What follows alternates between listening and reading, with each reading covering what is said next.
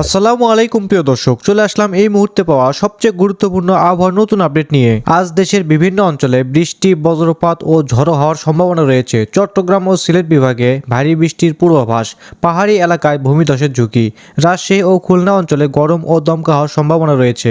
পশ্চিমবঙ্গেও কিছু জায়গায় কালবৈশাখী ও বজ্রসহ বৃষ্টির সম্ভাবনা রয়েছে।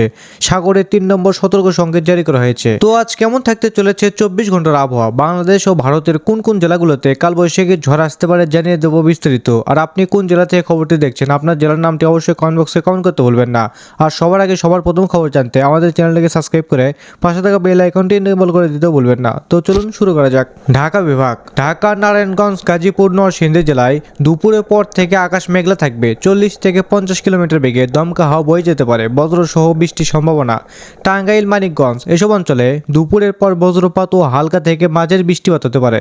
মুন্সিগঞ্জ, কিশোরগঞ্জ এসব অঞ্চলে বৃষ্টির সম্ভাবনা কম, তবে আকাশ আংশিক মেঘলা থাকবে। চট্টগ্রাম বিভাগ, চট্টগ্রাম ও কক্সবাজারে ভারী বৃষ্টিপাত হতে পারে, সমুদ্র উত্তাল থাকবে। ট্রলার ও নৌযানকে সাবধানে চলাচলের পরামর্শ।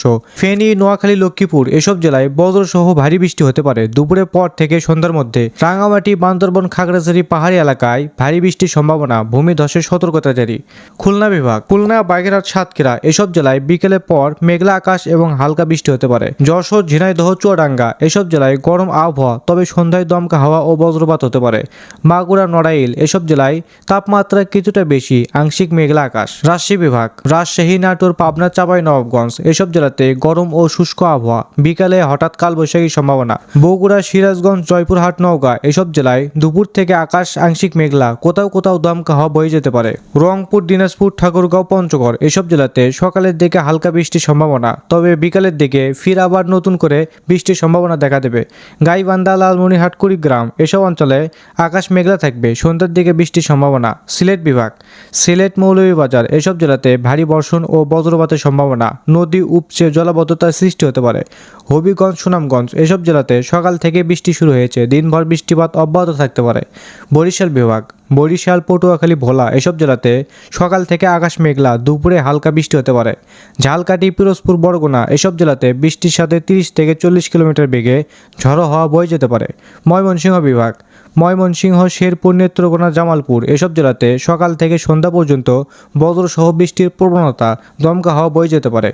পশ্চিমবঙ্গের আবহাওয়ার খবর বিস্তারিত। দক্ষিণবঙ্গ, কলকাতা, হাওড়া, হুগলি এসব অঞ্চলে দুপুরের পর হালকা থেকে মাঝারি বৃষ্টি, বজ্রপাতের আশঙ্কা।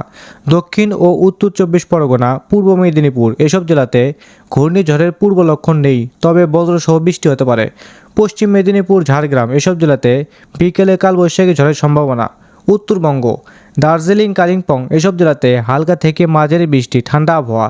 জলপাইগুড়ি, আলিপুরদুয়ার, কোচবিহার এসব জেলাতে বৃষ্টি হতে পারে দিনভর, বাতাসের আর্দ্রতা বেশি। উত্তর ও দক্ষিণ দিনাজপুর, মালদা এসব জেলাতে দুপুরের পর বজ্রসহ বৃষ্টি হতে পারে, সঙ্গে ঝড়ো হাওয়া। তো আজকে ভিডিওটা এই পর্যন্তই। আপনি কোন জেলা থেকে ভিডিওটি দেখছেন, আপনার জেলার নামটি অবশ্যই কমেন্ট বক্সে লিখতে ভুলবেন না। তো ধন্যবাদ সবাইকে, ভালো থাকবেন, সুস্থ থাকবেন, আল্লাহ হাফেজ।